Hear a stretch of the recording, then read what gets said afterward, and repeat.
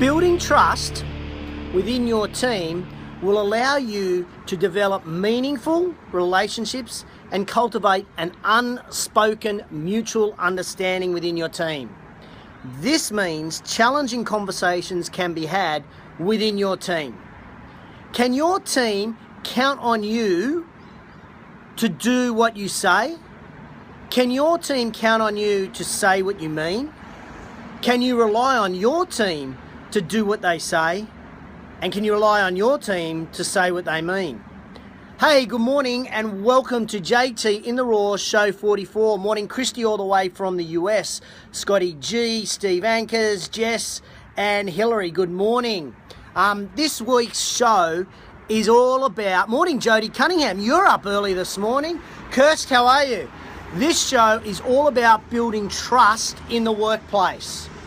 You see, last week at Philex, one of the world's finest speakers, fitness business speakers, Luke Carlson, he's just an absolute ripper, shared how much he rates Patrick Lencioni as an author and his learnings and his books. And I got to agree, if you haven't read The 5 Dysfunctions of a Team, no matter your role in any business, no matter what business you're in, you got to grab this book. It's a dead set corker. Love it. In fact, if you put Patrick in the comments below, you put Patrick, I will send you the link to the book that you can grab on Amazon because it is that good, you just got to read it. So this week, I'm going to tell you why trust is so important in the business, and I'm going to give you some tips in order to build trust into the DNA of the culture of your business. So it should be an absolute little ripper. Hey, Jono, welcome. Thanks a lot for jumping in last week. Morning, Nathan. Looking forward to you guys all jumping in today. Thank you so much. Okay, first I got a little shout out. Got a shout out to Paul Brown from Face to Face, Ben and Emma from Pinnacle Health Clubs in Melbourne, Annalie from Hobart Fitness Training, Benny Lucas from Flow Athletic here in Sydney, and Sean Lestrange from New Image Personal Conditioning, also here in Sydney.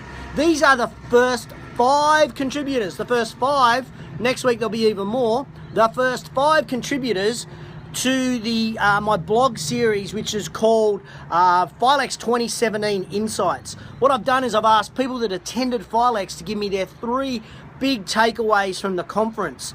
So you can catch all these on the activemgmt.com.au website.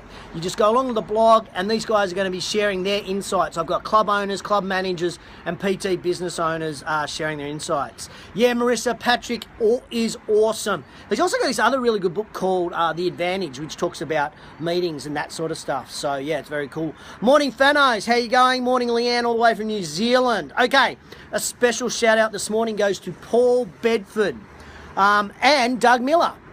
First of all, thanks to Paul Bedford for inviting me to fly across to the UK and to speak at his world famous retention conference.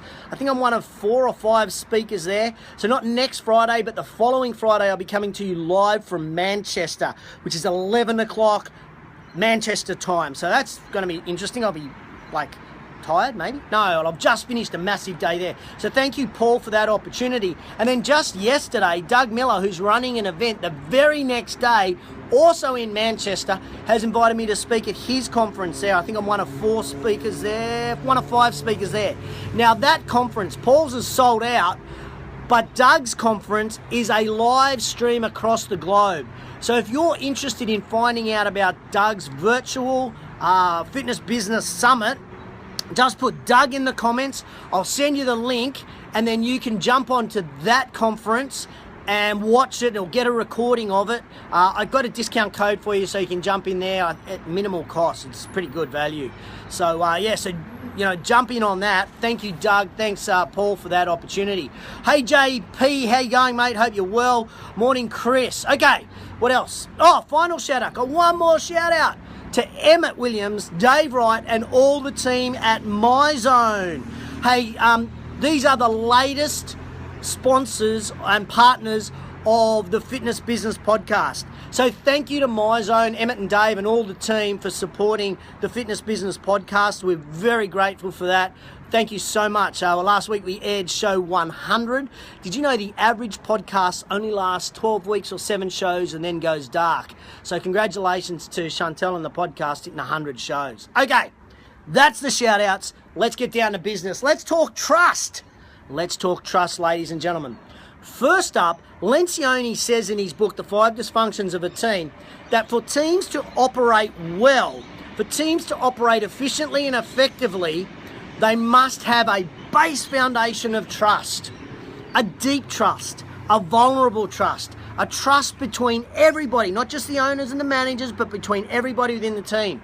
Because this means we can have difficult conversations in the workplace. This means conversations are not taken personally because there is no personal agenda, and people within the team understand that these difficult conversations are about making the business better. Without trust, when we have these conversations, people that are involved in that conversations, they hear one thing, but they think, shit, you don't like me, you're picking on me. When we don't have that trust, that's what immediately goes into their head. So we have to build that trust. We have to build a safe haven that allows our staff to speak freely, that allows our staff to think more creatively, without feeling rejected, without feeling embarrassed. That trust is a paramount DNA, as I said before, in our culture we've got to build. And you, as the leader of that organization, have the ability to make significant impact when you build by building trust. You can make yourself vulnerable to your team and set that foundation. Okay, so this week, just coincidentally, I read an article in Inc. magazine that gave some phrases and some behaviors that will instill trust and confidence within your team. Do you want to hear what they are? Do you want to hear what these phrases or these actions are? Give me a thumbs up if you do. Go on, hit them. Hit thumbs up, go. Ah, yes, love it. Thank you. Okay, number one, the number one phrase. Now, these are in no order, so just number one is this. What can I do to help? When you are truly committed to helping others, it creates a ripple effect. When you know the answer to the question, what can I do to help? You then must follow through with that behavior, because if you don't follow through with what they ask you to do to help, that means that you're eroding that trust building activity. So building trust also means doing what you say. So there's an action, doing what you say. Number two, a phrase you can use. I trust your decision. I trust your decision. If your employees feel you trust them to do the right thing, it's going to boost morale and it's going to boost productivity. Hey, Kelly Trenchard Simmons, thank you for sharing the show with Narelle. Number three, what can I do differently? Part of your job as a leader is to remove the barriers to success. Sometimes those barriers to success could be it could be rules within the business, it could be guidelines, it could be protocols, it could be systems. What you want to identify is what is standing in the way of your employees achieving their goals. Get them out of the way, and that may include you. Ensure you're not a barrier by asking. See if you can help them by doing something they need. So number three, what can I do differently? Number four, what do you think is our best course of action? You get massive insight into the business, and you can learn so much by gaining someone else's opinion that's in the business. Plus, you're going to win the hearts and the minds of your team by asking this question. Okay, these four little actions then also add to these. So like things like saying thank you more often. Just saying thank you more often. Admitting when you're wrong. Being open to new ideas. And as I said before, doing what you say. If you treat your team with respect and understanding, deep trust between team members, between you and your team, will follow. And then there'll be this sense of security within the organisation. Tell me, does this get you thinking? Does this get you thinking about your business and what you can do to improve? Morning, Chantel. Hope you had a good workout at rush hour, first workout. Hope it was fun. If you had to choose one of these phrases or one of these actions to improve trust in your business, what do you need to do? I want you to pop it in the comments below. Okay, here, I'll just run through them again. So listen and then pop in the comments which one of these you need to work on in your business. Is it saying, what can I do to help? I trust your decision. What can I do differently? What do you think is our best course of action? Is it saying thank you more often to your team in a more authentic way? Is it following through with what you said you will do? Is it being open to more ideas? Or is it admitting you're wrong? I was thinking about this in my organisation, and I think for me, one of the things that I need to ask more often is what can I do differently? I need to identify what are the issues, what are the challenges that Alicia or Chantel or Stacey have in our business, and what can I do differently to get out of your way so you can make things happen, or what systems do we have that just aren't working? So that's the one for me. What can I do differently? What is it for you? Go on, pop it in the comments below. Thanks, Kelly. What can I do to help? In the comments below, what can I do to help? I trust your decision. What can I do differently? What do you think is our best course of action? Saying thank you more often to your team in a very authentic way. Following through on what you said you will do. Being open to new ideas, or simply admitting you're wrong. Okay. Thanks. Oh, it's Jody put down. What can I do differently? Thanks, Jody. Thanks, Kelly, for contributing. Love to know in the comments below, guys. Now, if you got any value out of this discussion about building trust within your organisation, I'd be really grateful if you'd share the show. You can share by just tagging someone in the comments below. Just put their name. They'll get a notification to watch, or even hit share and share it to your network. That would be awesome too. I'd love that. I really appreciate it.